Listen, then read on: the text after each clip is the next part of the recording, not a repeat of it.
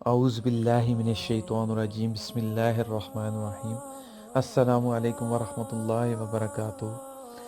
Official Islamic studio کے ساتھ میں ہوں سید خرم شہزاد، اور میں نے یہ جو نیا چینل بنایا ہے، اس کا آغاز میں جس موضوع جس عنوان سے کرنا چاہ رہا ہوں اس کا ٹائٹل ہے تخلیق سرور کائنات، یعنی کہ کائنات بننے کی وجہ، کائنات کیوں تخلیق ہوئی، اس کی وجہ کیا ہے۔ تو اس موضوع کو میں سٹارٹ کرنے سے پہلے، اس کا آغاز کرنے سے پہلے آپ لوگوں سے میں التماس کرتا ہوں کہ میرے اس چینل کو محبتوں اور آپ کی چاہتوں کی بہت سخت ضرورت ہوگی، تو آپ اپنی چاہت اور محبت کا اظہار سبسکرائب اور لائک کی صورت میں کیجیے گا۔ میں انشاءاللہ آپ کو اسی طرح اچھی ویڈیوز جو ہے آپ کے لیے لاتا رہوں گا۔ تو میں اب آغاز کرتا ہوں اپنی ویڈیو کا۔ تخلیق سرور کائنات، روایت کرتے ہیں محمد ابن اسماعیل بن ابراہیم بن آزار بخاری حضرت امام جعفر صادق رضی اللہ تعالیٰ عنہ سے، اور وہ روایت کرتے ہیں اپنے والد حضرت امام محمد باقر سے، اور انہوں نے روایت کی اپنے باپ امام زین العابدین سے، انہوں نے روایت کی حضرت امام حسین علیہ الصلاۃ والسلام سے، انہوں نے روایت کی اپنے والد حضرت علی رضی اللہ تعالیٰ عنہ سے۔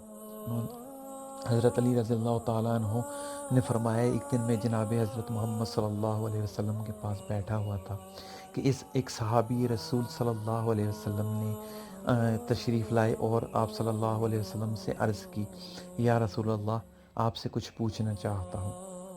تو آپ صلی اللہ علیہ وسلم نے ارشاد فرمایا، پوچھو۔ تو اس صحابی رسول صلی اللہ علیہ وسلم، جن کا نام جابر ابن عبداللہ انصاری رضی اللہ تعالیٰ عنہ ہے، نے فرمایا، یا رسول اللہ، آپ پہ میں قربان میرا سب کچھ قربان، آپ سے پوچھنا چاہتا ہوں کہ سب سے پہلے اس کائنات میں کیا تھا؟ تو آپ صلی اللہ علیہ وسلم نے بڑے پیار اور مسکراتے ہوئے چہرے سے ارشاد فرمایا، اے میرے محبوب صحابی، میں جو تجھے بتانا چاہتا ہوں تو سن۔ اللہ تبارک و تعالیٰ کی ذات جب کچھ بھی نہ تھا، صرف اللہ کی ذات موجود تھی، یعنی کہ وحدہ لا شریک، صرف اللہ کی ذات تھی۔ تو اللہ تبارک و تعالیٰ نے اپنے نور کے ساتھ میرے نور کو پیدا فرمایا۔ صحابی رسول صلی اللہ علیہ وسلم نے ارشاد فرمایا، یا رسول اللہ، میں آپ پہ قربان، تو بتائیے اس کے بعد اللہ تبارک و تعالیٰ نے کیا پیدا فرمایا؟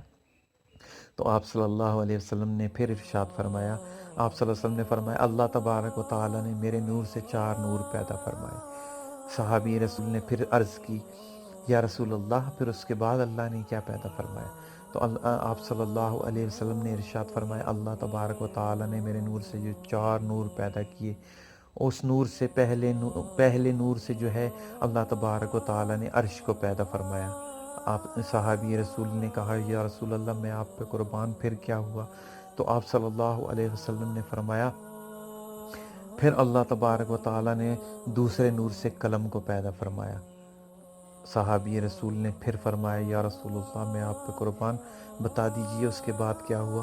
تو آپ صلی اللہ علیہ وسلم نے فرمایا، تیسرے نور سے اللہ تبارک و تعالیٰ نے بہشت کو پیدا فرمایا۔ اس کے بعد چوتھے نور سے اللہ تبارک و تعالیٰ نے تمام عالم ارواح کو پیدا فرمایا۔ صحابی رسول نے بڑے اطمینان سے کہا، یا رسول اللہ، میں اور میرے تمام کنبہ آپ پہ قربان، پھر اس کے بعد کیا ہوا؟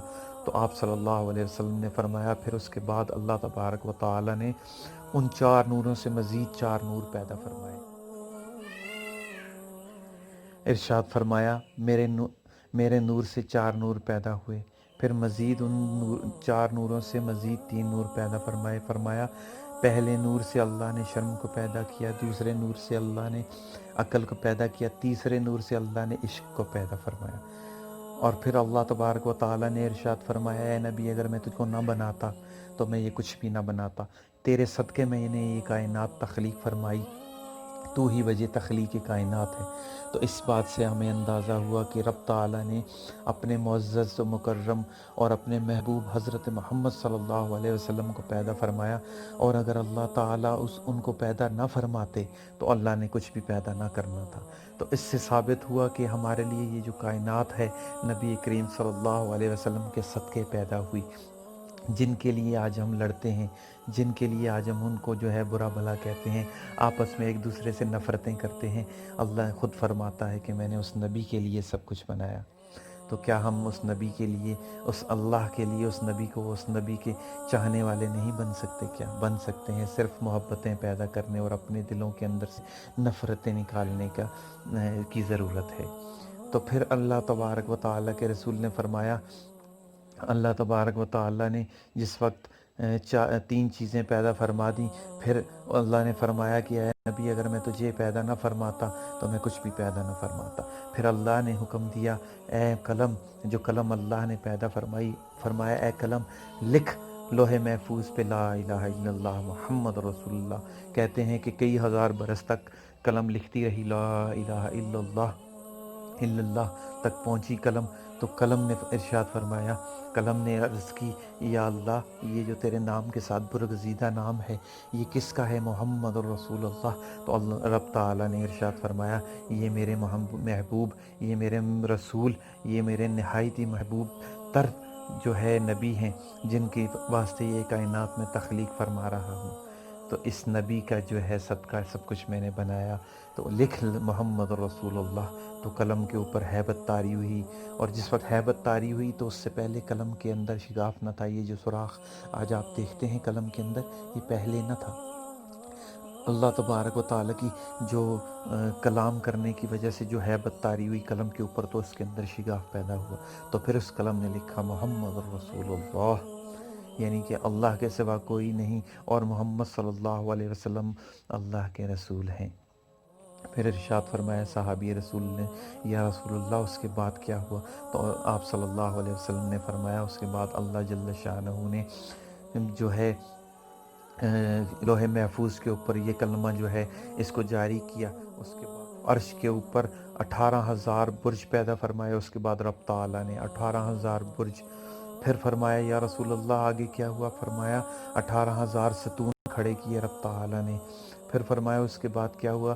پھر فرمایا 18,000 کنگرے بنائے رب تعالیٰ نے۔ فرمایا اس کے بعد کیا ہوا؟ ایک کنگرے سے، فرمایا ایک کنگرے سے دوسرے کنگرے تک کا جو فاصلہ ہے وہ کئی ہزار برس کا ہے۔ فرمایا یا رسول اللہ اس کے بعد کیا ہوا؟ فرمایا پھر 18,000 قندیل پیدا فرمائے رب تعالیٰ نے۔ فرمایا اس کے بعد کیا ہوا؟ فرمایا اس کے بعد رب تعالیٰ نے 4 فرشتے پیدا فرمائے، جن میں سے ایک کی صورت آدمی کے جیسی، دوسرے کی صورت شیر کے جیسی، تیسرے کی صورت گدھے کے جیسی، اور چوتھے کی صورت گائے کے جیسی۔ ان کے پاؤں تخت الثری میں پہنچے ہوئے اور مونڈے ان کے نیچے عرش کے لگے ہوئے ہیں، اور چلنے کے وقت جب قدم اٹھائیں تو ایک قدم 7,000 سال کی برس کی راہ میں جا پڑے، یعنی ایک قدم اگر اٹھائیں تو اتنا لمبا اٹھائیں کہ 7,000 برس کی راہ میں جا گرے۔ خدا کا حکم ہوا ان کو عرش اٹھانے کو، تب ان 4 فرشتوں نے زور کیا مگر عرش کو نہ اٹھا سکی۔ جناب باری سے ارشاد ہوا اے فرشتوں میں نے تم کو 7 آسمان و زمین اور جو کچھ اس کے بیچ میں ہے سب کی طاقت دے دی، اٹھاؤ عرش کو۔ پھر انہوں نے زور لگایا مگر نہ اٹھا سکے۔ پھر رب تعالیٰ نے ان کو ایک تسبیح بتائی تو انہوں نے تسبیح پڑھنی شروع کی، اور انہوں نے وہ تسبیح پڑھتے پڑھتے اس زمین کو جو ہے عرش کو، زمین کو نہیں عرش کو انہوں نے اٹھا لیا۔ پھر رب تعالیٰ کے حکم سے انہوں نے وہ جو تسبیح کی تھی اس سے رب تعالیٰ نے مزید فرشتے پیدا فرمائے، اور ان فرشتوں کا کام صرف اور صرف اتنا ہے کہ وہ اللہ کی تسبیح کرتے ہیں، عبادت کرتے ہیں، اور 7 مومن لوگوں کے لیے دعا کرتے ہیں کہ یا اللہ تو ان کو بخشنا، ان کی زندگی کو بہتر کرنا، یعنی کہ مومنوں کے لیے دعا کرتے ہیں وہ فرشتے۔ ارشاد ہوا یا رسول اللہ اس کے بعد کیا ہوا؟ فرمایا اللہ تعالیٰ نے یہ تمام چیزیں تخلیق کرنے کے بعد پھر جو ہے فرشتوں کو پیدا کیا۔ پھر وہ جو مومن پیدا ہونے تھے ان کو جو ہے ان کے لیے پہلے سے ہی پیدا فرما دیا کہ تم میرے نبی کی امت کے لیے دعائیں کرنا کہ وہ نیک کام کریں اور ان کے اوپر کرم ہو۔ دیکھیں دوستو، اللہ تبارک و تعالیٰ نے ہمارے آنے سے پہلے ہی ہمارے محبوب کے صدقے ہمارے لیے راستے ہموار فرما دیے، تو ہم اس نبی کے لیے کیوں جھگڑتے ہیں؟ ہم اس نبی کے لیے کیوں لڑتے ہیں؟ تو آپ کو آج پتہ چلا، پہلے بھی معلوم ہوگا لیکن میں نے آج کوشش کی کہ میں آپ کے لیے ایک بہتر اور اچھی جو ہے ویڈیو تخلیق کروں، تو میں نے پھر تخلیق کائنات سے آغاز کیا تاکہ میں آغاز اپنی چینل کا اور ویڈیو کا اس سے کروں جس کی وجہ سے یہ کائنات بنی۔ تو میرے دوستو، میرے عزیزو، آپ کے لیے یہ جو میں ویڈیو لے کر آیا ہوں اس کو اپنی محبتوں اور چاہتوں کا اظہار ضرور کیجیے گا، لائک، شیئر اور سبسکرائب کی صورت میں، تو میں آپ کی محبتوں اور شفقتوں کا جو ہے انتظار کروں گا۔ تو اگلی ویڈیو تک کے لیے اجازت دیجیے، اللہ حافظ۔